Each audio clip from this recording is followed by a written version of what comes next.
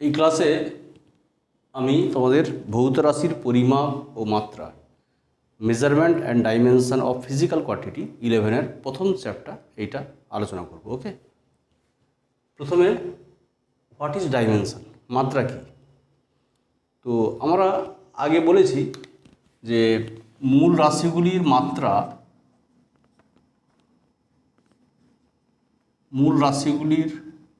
মাত্রা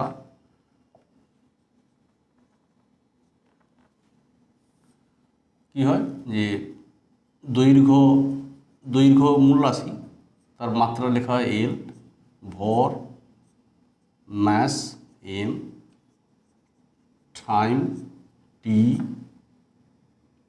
উষ্ণতা থিটা, তড়িৎ প্রবাহ বা প্রবাহ মাত্রা that means current I,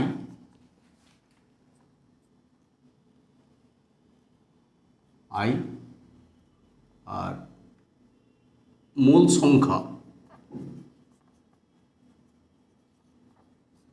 N, বড় হাতের এন, মাত্রাকে ব্লক লেটার লেখা হয়, আর দীপন প্রাবল্য জে। ওকে, ক্লাস 9-এ বলা হয়েছে 7টা মূল একক আছে। তো প্রধানত এই তিনটা মূল একক: দৈর্ঘ্য, ভর, সময়। তাহলে হোয়াট ইজ ডাইমেনশন, মাত্রা কাকে বলে? না, কোনো ভৌত রাশিকে মূল এককগুলির সাহায্যে প্রকাশ করতে গেলে মূল এককগুলিকে যে ঘাতে নিয়ে যেতে হবে, তাকেই বলে মাত্রা। একটা উদাহরণ নিয়ে ডিসকাস করা যাক। যেমন ধরো বেগের মাত্রা। তো বেগ মানে জানি আমরা সরণ বাই সময়। তো সরণ বাই সময়, তাহলে সরণের মানে দৈর্ঘ্য, আর সময়টি সরণ মানে একটা লেন্থ, তাহলে এলটি ইনভার্স। তাহলে এখানে বোঝা যাচ্ছে যে সরণের বেগ প্রকাশ করতে গেলে দৈর্ঘ্যের ঘাত 1 আর সময়ের ঘাত -1। আর একটা এক্সাম্পল নিই, আমি উদাহরণ নিই। সাপোজ ভরবেগের মাত্রা। তো ভরবেগের মাত্রা ভর ইন্টু বেগ।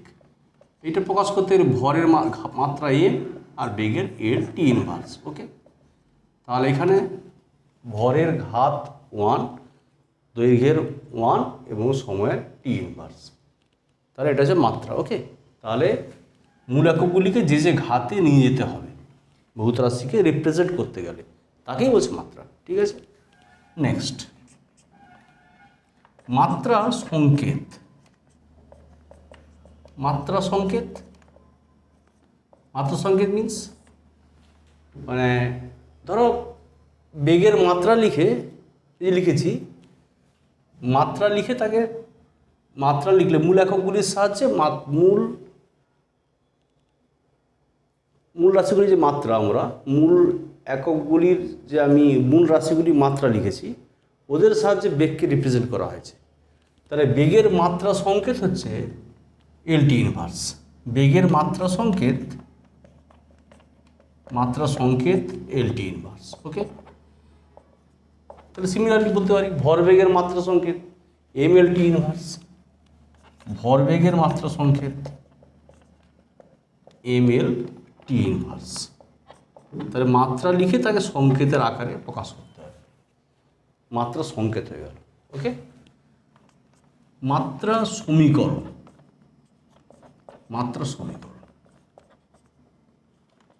কোনো ভৌত রাশিকে মূল এককগুলির সাহায্যে প্রকাশ করব, দিয়ে তাকে সমীকরণ আকারে লিখব। যেমন ধরো এখানে বলের মাত্রা সমীকরণ কি আমরা বলতে পারি?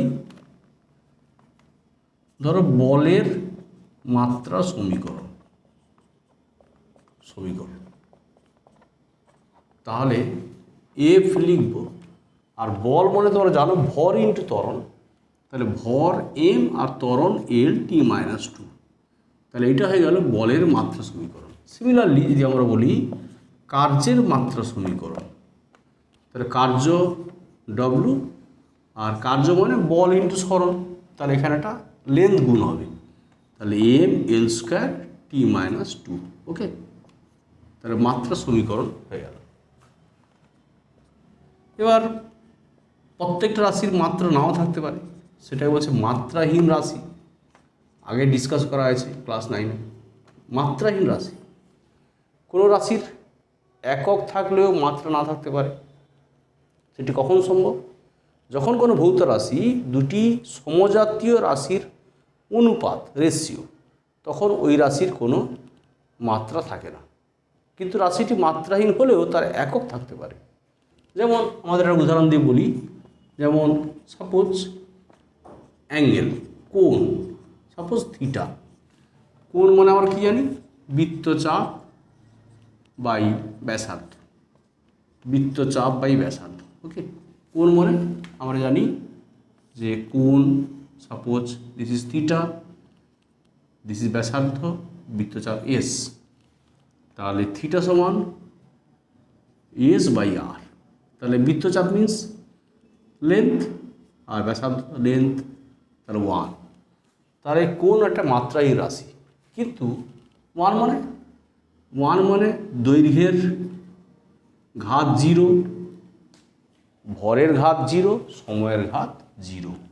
মাত্রাহীন রাশিকে মাত্রাহীন রাশি মানে 1 লেখা হয়। ওকে, তাহলে কিন্তু কোণের একক আছে। কোণের একক ডিগ্রি, রেডিয়ান, এগুলো। ওকে, তার মাত্রাহীন রাশি হয়ে গেল। আরও উদাহরণ আছে। তো এখন আমরা দেখাবো যে মাত্রার সমতা নীতি, মাত্রার সমতা নীতি বা সমমাত্রিক নীতি।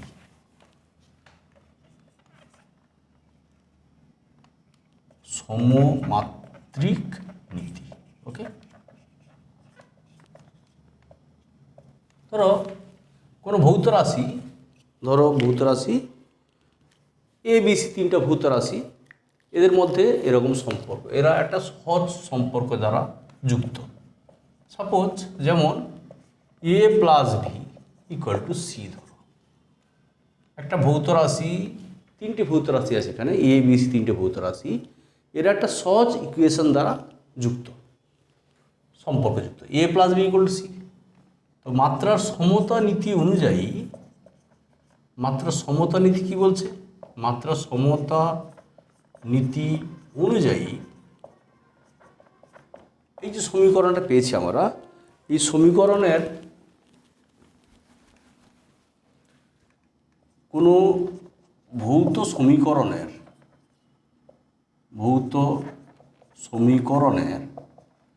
উভয় পার্শ্বের, মানে বাম পার্শ্ব আর ডান পার্শ্ব, LHS অ্যান্ড রাইট সাইড, উভয় পার্শ্বের প্রতিটি পদের, প্রতিটি টার্ম, প্রতিটি উভয় পার্শ্বের মাত্রা, কোনো ভৌত সমীকরণের উভয় পার্শ্বের মাত্রা সমান হতে হবে। ওকে, মাত্রা সমান হবে, এটাই হচ্ছে মাত্রার সমতা নীতি। মানে এই নীতি অনুযায়ী এখানে এর মাত্রা ইকুয়াল টু বির মাত্রা ইকুয়াল টু সির মাত্রা। আবার যদি কোনো সমীকরণ ধরো এরকম আছে যে A minus B equal to C, তাহলে এই নীতি অনুযায়ী এর মাত্রা ইকুয়াল টু বির মাত্রা ইকুয়াল টু সির মাত্রা।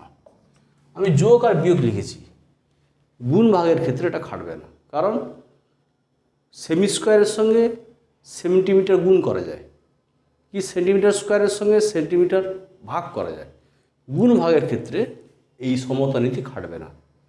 সেন্টিমিটার স্কোয়ার মানে কি? ক্ষেত্রফলের একক, সেন্টিমিটার দৈর্ঘ্যের একক, তাহলে ক্ষেত্রফল এককের সঙ্গে দৈর্ঘ্যের একক গুণ বা ভাগ করা যাচ্ছে।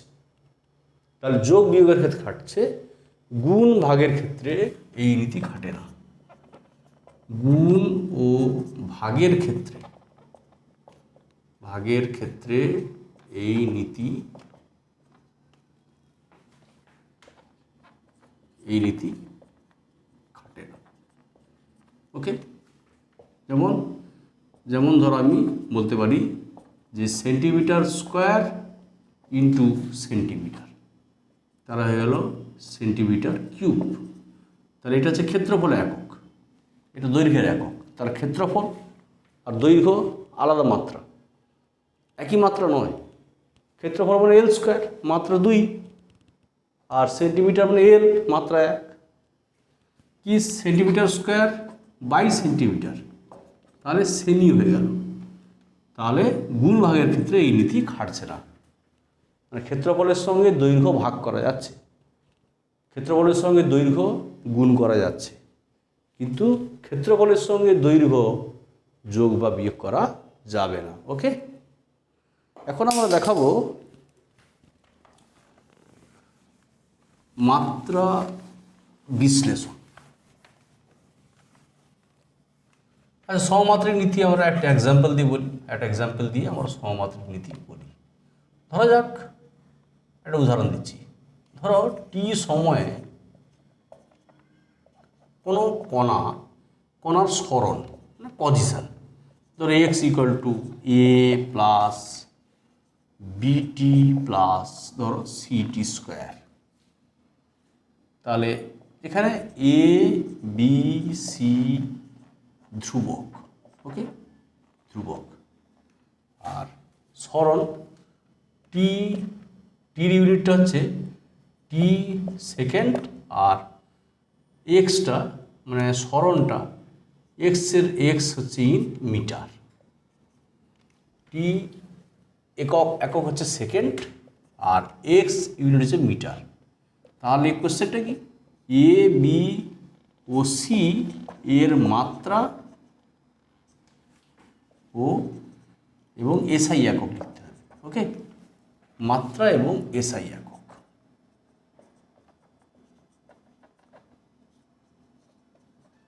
ওকে, তাহলে সমতা নীতি থেকে আমরা বলতে পারি, মাত্রা সমতা নীতি থেকে, মাত্রার সমতা নীতি থেকে আমরা কি বলতে পারি যে এর মাত্রা হবে এক্স, এর মাত্রা হবে এক্সের মাত্রা,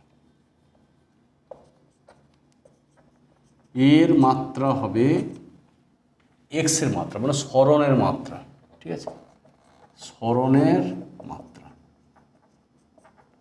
মানে এক্সের মাত্রা। ওকে, তাহলে এল হবে। ওকে, তাহলে বিটি এর মাত্রা হবে সরণের মাত্রা মানে এল, দেয়ারফর বির মাত্রা হবে L by T, that means L T inverse. C T স্কোয়ারের মাত্রা হবে এল, তাহলে সির মাত্রা হবে L by T square, that means L T minus 2। Okay, বির মাত্রা এল টি ইনভার্স, সির মাত্রা এল টি মাইনাস 2, আর এর মাত্রা এল। তাহলে এসআই ইউনিট কী হবে, তাহলে এসআই ইউনিট হচ্ছে এর এসআই ইউনিট, তাহলে এসআই ইউনিট হচ্ছে কি না, সাপোজ এর হবে এল মিটার, বির কী হবে L by T inverse, metre second inverse, সির কী হবে মিটার সেকেন্ড মাইনাস 2। ঠিক আছে, এটাই ছিল সমমাত্রিক নীতি। এখন মাত্রা বিশ্লেষণ।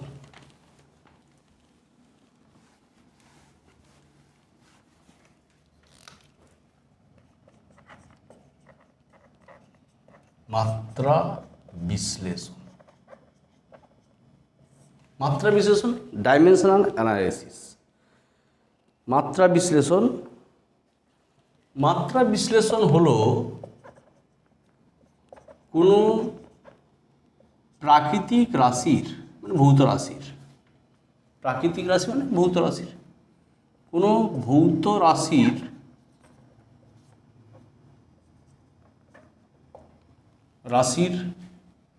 মানে এখানে মাত্রা বিশ্লেষণ মিন্স কোনো ভৌত রাশির মাত্রাকে কোনো ভৌত রাশির মাত্রাকে মৌলিক রাশিগুলির সাহায্যে প্রকাশ করা। ওকে, কোনো ভৌত রাশির মাত্রাকে মৌলিক রাশিগুলির সাহায্যে প্রকাশ করা। মৌলিক রাশিগুলির মাত্রায় প্রকাশ করা। ওকে, কোনো ভৌত রাশির মাত্রাকে মৌলিক রাশিগুলির মাত্রায় প্রকাশ করা। ধরো যেমন বললাম বেগের মাত্রাকে আমরা দেখেছি, যেমন ধরো সাপোজ আমরা দেখেছি ভরবেগের মাত্রা। তাহলে ভরবেগের মাত্রাকে মৌলিক রাশিগুলির মাত্রায় প্রকাশ করলে কী হবে? মাত্রায় প্রকাশ করলে কি হবে? প্রকাশ করলে কি হয় না, ধরো ভরবেগ মাত্রা হলো কত না এম এল টি ইনভার্স। দেখো এটা হচ্ছে মাত্রা বিশ্লেষণ। কোনো ভৌত রাশির মাত্রাকে মৌলিক রাশিগুলির মাত্রায় প্রকাশ করা হচ্ছে। এর মৌলিক রাশি মানে এল এম টি, তিনটা মূল একক। ওকে, তাহলে মাত্রা বিশ্লেষণ হয়ে গেল। এখন মাত্রা বিশ্লেষণ পদ্ধতির প্রয়োগ। মাত্রা বিশ্লেষণ পদ্ধতির প্রয়োগ বা ব্যবহার, ইউজেস, মূল ব্যবহার। 1 নম্বর প্রয়োগ হচ্ছে এক পদ্ধতির একক থেকে। 1 নম্বর প্রয়োগ হচ্ছে, ধরো 1 নম্বর কোনো ভৌত সমীকরণ, কোনো ভৌত সমীকরণ মাত্রাগতভাবে সঠিক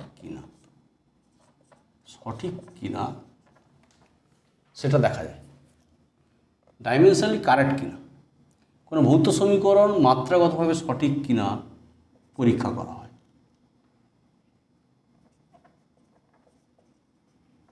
পরীক্ষা করা যায়। ওকে, মাত্রাগতভাবে সঠিক কিনা। একটা উদাহরণ দিই, কোনো ভৌত সমীকরণ মাত্রাগতভাবে সঠিক কিনা। যেমন ধরো আমরা জানি আইনস্টাইনের বিখ্যাত সমীকরণ, আইনস্টাইনের ভর শক্তির তুল্যতা নীতি। তোমরা জানো শক্তির তুল্যতা সমীকরণ। Suppose E = mc²। ওকে, যেখানে এমটা হচ্ছে ভর, আর ইটা হচ্ছে এনার্জি মিনস শক্তি, আর সি হচ্ছে শূন্য মাধ্যমে আলোর বেগ। ওকে, তো এখন দেখবো এই সমীকরণটা ডাইমেনশনালি কারেক্ট কিনা। ঠিক আছে, তাহলে বাম পক্ষ দেখবো LHS আছে শক্তি, তাহলে শক্তির মাত্রা হচ্ছে কার্যের মাত্রা, আমরা পেয়েছি ml² t-2। ওকে, আর RHS গিয়েছে mc²। তাহলে mc মিনস বেগের মাত্রা আমরা পেয়েছি LT ইনভার্স আর whole square, that means ml² t-2।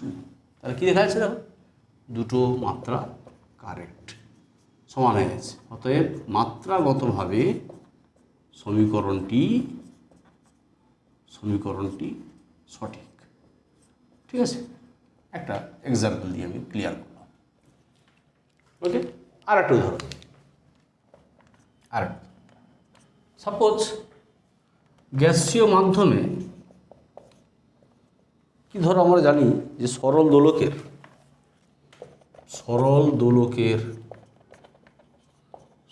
দোলকের পর্যায়কাল কি হয় না t = 2π√L/g। এই সমীকরণ আমরা সাউন্ডে প্রমাণ করব। তো এই সমীকরণটা ডাইমেনশনালি কারেক্ট কিনা। তো LHS আছে পর্যায়কাল মানে টাইম, তাহলে পর্যায়কালের মাত্রা হচ্ছে টাইমের মাত্রা t। আর RHS কি আছে? RHS আছে 2π ধ্রুবক, আর Lটা হচ্ছে দৈর্ঘ্য। এলটা হচ্ছে দোলকের কার্যকর দৈর্ঘ্য, ঠিক আছে, দৈর্ঘ্য লেন্থ, ওকে। আর জি হচ্ছে অভিকর্ষজ ত্বরণ, ওকে, মানে আলটিমেট অ্যাক্সিলারেশন, ত্বরণ। তা রুট ওভার আছে। আর 2 পাই হচ্ছে, এটা হচ্ছে মাত্রাহীন, মাত্রাহীন। তাহলে root over L by G, তাহলে L by G, root over L মানে ক্যাপিটাল এল, আর জি মানে ত্বরণটা এল টি মাইনাস 2, ওকে। তো এল এল ক্যান্সেল হয়ে গেল, root over T square, that means T. তাহলে দেখো অতএব ডাইমেনশনালি দিস ইজ কারেক্ট, মাত্রাগতভাবে এই সমীকরণটা এটি সঠিক, ঠিক আছে, ওকে। তাহলে 1 নম্বর আমি ক্লিয়ার করলাম। 2 নম্বর প্রয়োগ হচ্ছে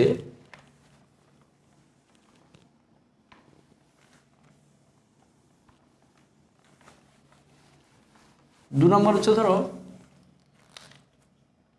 এক পদ্ধতির একক থেকে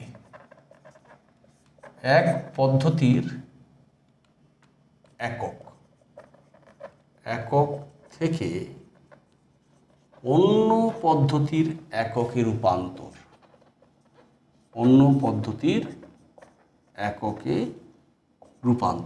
ওকে।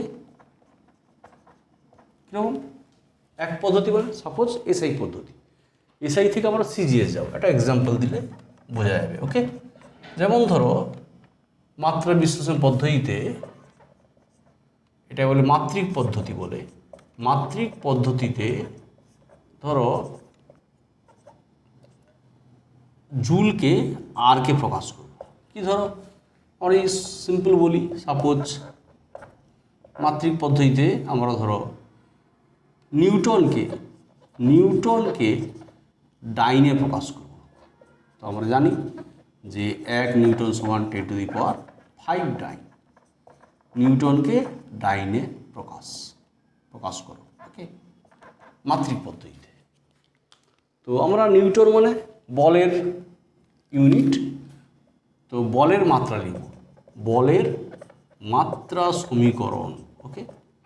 মাত্রা সমীকরণ কী লিখব না, এফ সমান এম এল টি মাইনাস 2, ওকে। আর এখন আমরা ধরা যাক 1 নিউটন সমান সাপোজ এন ডাইন, তাহলে এন ডাইন, এই এনটাকে বলে রূপান্তর গুণক, কনভার্সন ফ্যাক্টর, রূপান্তর গুণক, এনটাকে বলে কনভার্সন ফ্যাক্টর, ওকে। তাহলে what is the value of N, এটা আমরা নির্ণয় করব মাত্রিক পদ্ধতিতে, ঠিক আছে। তো ধরা যাক সিজিএস পদ্ধতিতে দৈর্ঘ্য ধরব আমরা, দৈর্ঘ্যের মাত্রা ধরব L1, ওকে, L1, দৈর্ঘ্য L1, ধরো দৈর্ঘ্যের মাত্রা L1, ঠিক আছে। সিজিএস পদ্ধতিতে আমরা ধরব সিজিএস সিস্টেমে দৈর্ঘ্য ধরো L1, ভর M1, সময় T1, ওকে। আর এসআই সিস্টেমে দৈর্ঘ্য ধরো L2, ভর M2, সময় T2, ওকে। তো আমরা কী লিখব, নিউটন আছে 2 সাফিক্স, তাহলে লিখবো আমরা এই যে ইকুয়েশন লিখেছি বলের মাত্রা সমীকরণ, সেইটা দিয়ে আমরা কী লিখতে পারি, এসআই পদ্ধতিতে 2 আছে, তাহলে M2 L2 T2 মাইনাস 2 সমান N ইন্টু, তাহলে M1 L1 T1 minus 2, okay. তাহলে এখন N এর ভ্যালুটা বের করব, N সমান M2 by M1, L2 by L1, T2 by T1 minus 2, okay. এখন M2 আমরা বসাবো সিজিএস করব। তাহলে M2 বসাবো আমরা, যে সিজিএসে M2 হচ্ছে আমাদের 1 কেজি, 1 কেজি, তাহলে এটা 1 কেজি, 1 মিটার, 1 সেকেন্ড এসআইতে। আর সিজিএসে কি 1 সেন্টিমিটার, 1 গ্রাম, 1 সেকেন্ড।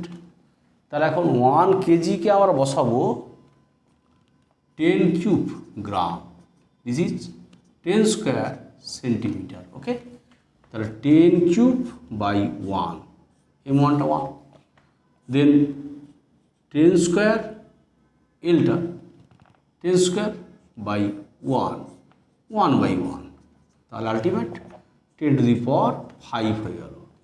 তা রূপান্তর গুণকের মান হয়ে গেল, দেখো দিস ইজ 3 and 2, 5, 1 হয়ে গেল। তাহলে আলটিমেট কী প্রমাণ হয়ে গেল, 1 নিউটন সমান 10 টু দি পাওয়ার 5 ডাইন। ওকে, আর একটা এক্সাম্পল দিয়ে আমি ক্লিয়ার করি, আর একটা এক্সাম্পল দিই। সাপোজ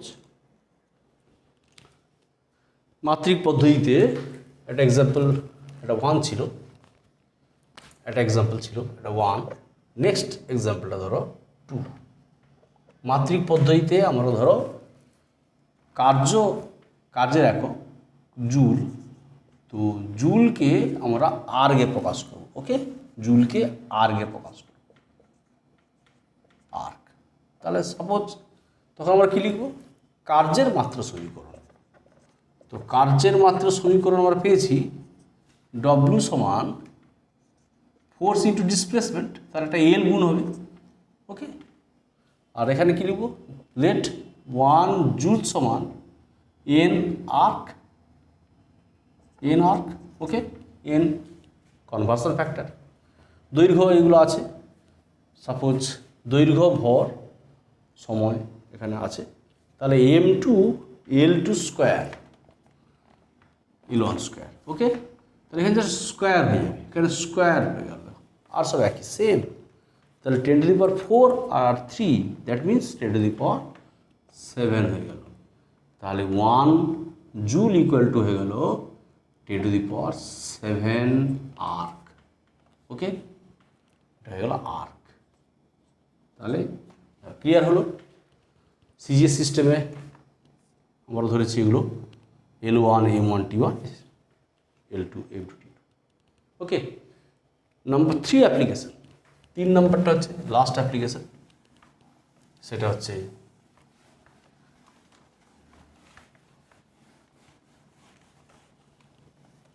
এই অ্যাপ্লিকেশনটা আমাদের সবসময় লাগবে, ভেরি ইম্পর্ট্যান্ট অ্যাপ্লিকেশন 3 নম্বরটা, ঠিক আছে, ভেরি ইম্পর্ট্যান্ট, এটা সব জায়গায় লাগবে।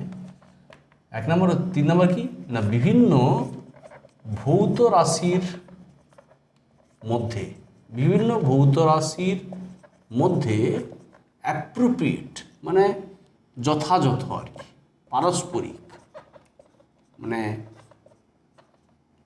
পারস্পরিক সম্পর্ক নির্ণয়, মানে বিভিন্ন ভৌত রাশির মধ্যে ওদের মধ্যে কী সম্পর্ক সেটা নির্ণয় করা যায় মাত্রা বিশ্লেষণ পদ্ধতির সাহায্যে। বিভিন্ন ভৌত রাশির মধ্যে পারস্পরিক সম্পর্ক নির্ণয়। ওকে, একটা এক্সাম্পল দিয়ে আমি ক্লিয়ার করি। আমরা যেমন ধরো একটা এক্সাম্পল দিচ্ছি, সাপোজ 1 নম্বর একটা গ্যাসীয় মাধ্যমে শব্দের বেগ ধরো ভি, গ্যাসীয় মাধ্যমে শব্দের বেগ ভি, এটা নির্ভর করে কি না, ভি শব্দের বেগ ভি, এটা নির্ভর করে মাধ্যমের চাপ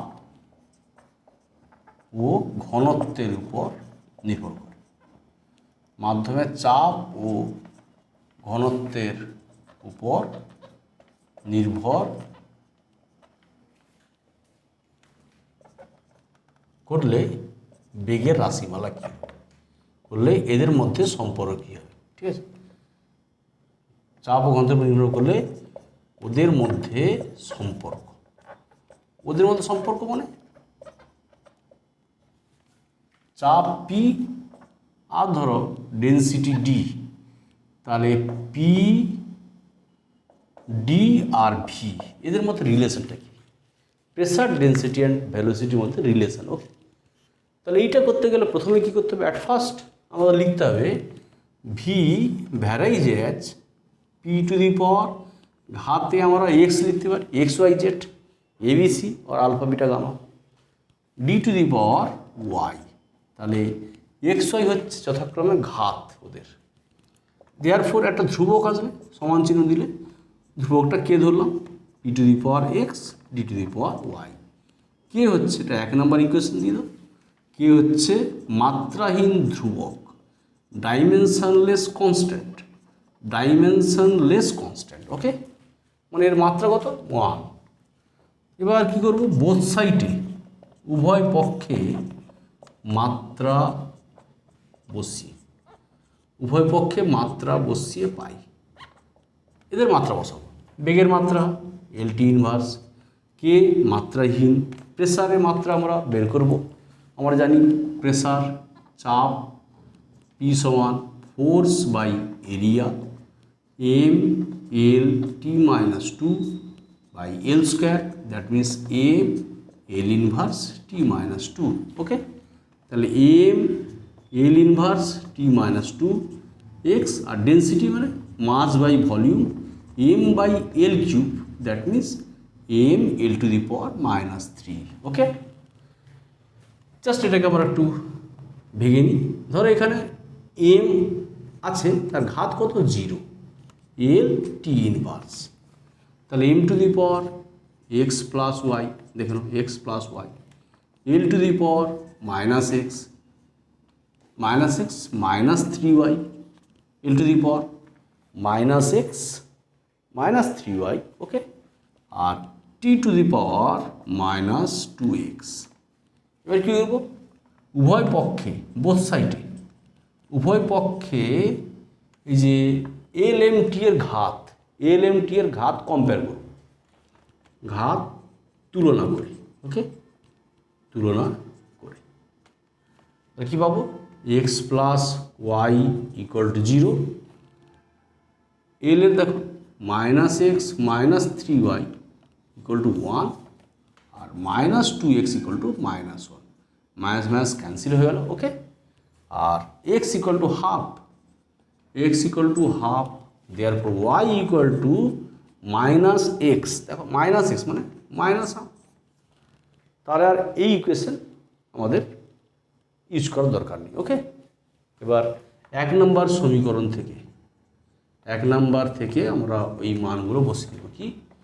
V equal to K P to the power half D to the power minus half. এটা লিখতে পারি কে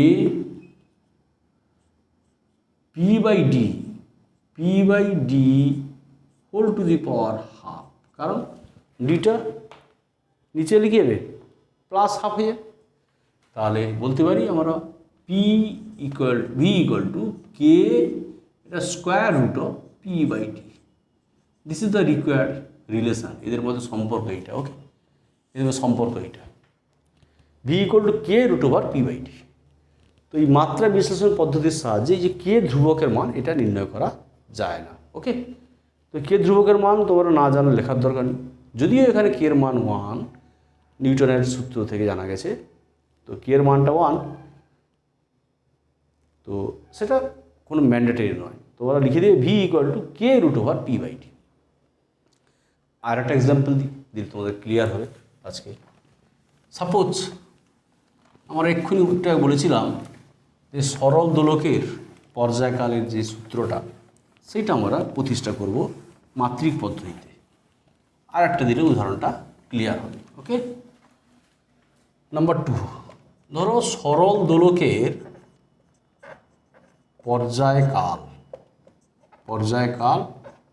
টাইম পিরিয়ড টি ধরো ডিপেন্ড করে দোলক পিণ্ডের ভর, ধরলাম আর কি দোলক পিণ্ডের ভর এম। যদি দেখাবো আমরা লাস্টে যে ওই এক্সপ্রেশনে এম পাবো না, মানে এম এর উপর নির্ভর করবে না। ওকে, দোলকের পর্যায়কাল টি, দোলক পিণ্ডের ভর, দোলকের কার্যকর দৈর্ঘ্য এটা হচ্ছে স্মল এল ধরেছিলাম, এবং অভিকর্ষজ ত্বরণ জি এর উপর ডিপেন্ড করে, নির্ভর করলে ওদের মধ্যে সম্পর্ক, মানে ওদের মধ্যে সম্পর্ক বা পর্যায়কাল নিরূপক সূত্রটি করলে পর্যায়কাল নিরূপক সূত্রটি প্রমাণ করতে হয়। পর্যায়কাল নিরূপক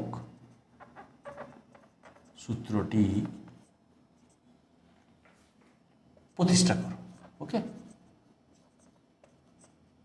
এটা মাত্রা বিশ্লেষণ সাহায্যে প্রতিষ্ঠা করা যায়। ঠিক আছে, তাহলে আমরা কি লিখব? T depends on varies as M to the power X, আমরা ঘাতে এবিসি ইউজ করতে পারি, ABC. Okay, L to the power Y G to the power Z. Therefore কি লিখব? টি ইকুয়াল টু কি দিব? K M to the power X L to the power Y G to the power Z. Okay, similarly equation number 1 দিলাম, আর K is কি? Dimensionless constant, মাত্রাহীন ধ্রুবক, মাত্রাহীন ধ্রুবক রাশি আর কি। ওকে, তাহলে কি করব? উভয় পক্ষে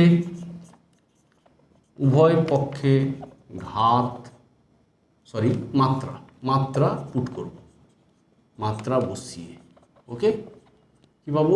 টি মানে পর্যায়কাল T, K 1 M to the power X L to the power Y, আর acceleration L T minus 2 whole to the power Z. Okay, তাহলে এখানে কী হয়েছে? এল এর ঘাত 0, এম এর ঘাত 0, T M to the power X L to the power Y plus Z.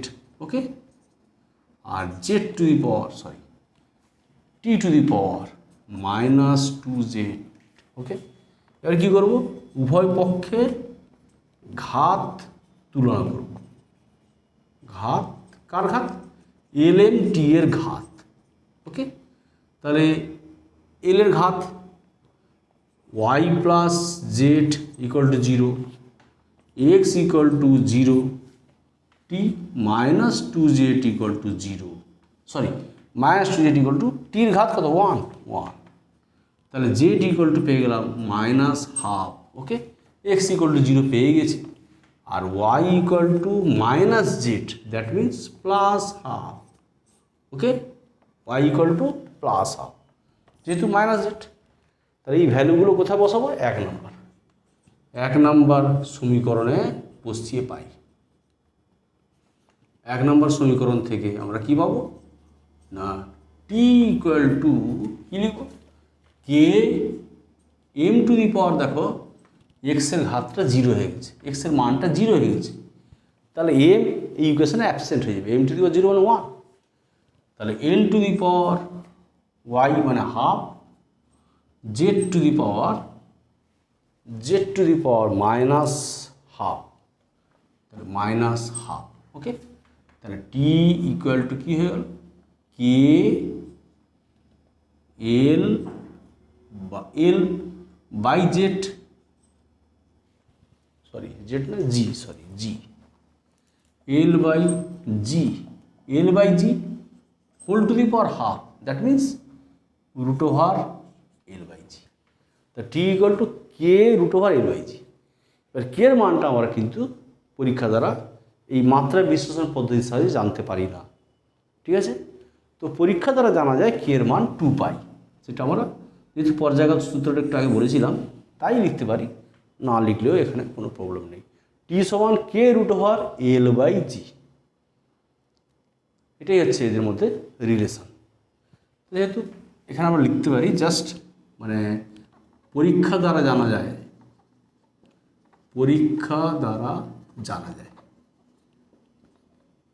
এই যে কে এর মানটা, এটা পরীক্ষা দ্বারা কে এর মান 2 pi, therefore T equal to 2 pi root over L by G. Okay, তো আমরা আজকের মাত্রা বিশ্লেষণ পদ্ধতির প্রয়োগ বা ব্যবহার আলোচনা করলাম। লাস্টে আমরা জাস্ট বলবো যে মাত্রা বিশ্লেষণ পদ্ধতির সীমাবদ্ধতা, লিমিটেশন। সীমাবদ্ধতা জাস্ট আমি একটু বলে দেব মুখে। সীমাবদ্ধতা মানে এই পদ্ধতির সাহায্যে কি কি বিষয় জানা যায় না। তো আমরা একটু আগে বলেছিলাম যে মাত্রা বিশ্লেষণ পদ্ধতির সাহায্যে এই যে মাত্রাহীন ধ্রুবক রাশি কে, এই মাত্রাহীন ধ্রুবক রাশির মান জানা যায় না। ওকে, 2 নম্বর। নাম্বার 1 কি বললাম, মাত্রাহীন ধ্রুবক রাশির মান মাত্রা বিশ্লেষণ থেকে জানা যায় না। 2 নম্বর হচ্ছে কোনো সমীকরণ যদি ত্রিকোণমিতিক ফাংশন হয়, ত্রিকোণমিতিক সমীকরণ, লগারিদম কি সূচকীয় ফাংশন হয়, সেই রাশি প্রতিষ্ঠা করা, ওদের মধ্যে সম্পর্ক নির্ণয় করা যায় না। লগারিদম ত্রিকোণমিতিক মানে সাইন থিটা কস থিটা কি সূচকীয় exponential E two the power exponential, এইসব সম্পর্ক নির্ণয় করা যায় না। ওকে, আর 3 নম্বর হচ্ছে কোনো ভৌত রাশি যদি ওদের মধ্যে যদি 3টা বেশি সম্পর্ক থাকে, কোনো ভৌত রাশি যদি 3টির বেশি কোনো রাশির উপর ডিপেন্ডস করে, তাহলে তাদের মধ্যে সম্পর্ক নির্ণয় করা যাবে না, কেন ওখানে ইকুয়েশন আমরা 3টে বেশি পাবো না। তো ওই জন্য সমীকরণটা সলভ করা প্রবলেম হবে। এগুলো হচ্ছে মাত্রা বিশ্লেষণ পদ্ধতির সীমাবদ্ধতা। ঠিক আছে, তো আজকে এই পর্যন্ত, তোমরা নেক্সট ক্লাস ফলো করো। ওকে, থ্যাংক ইউ।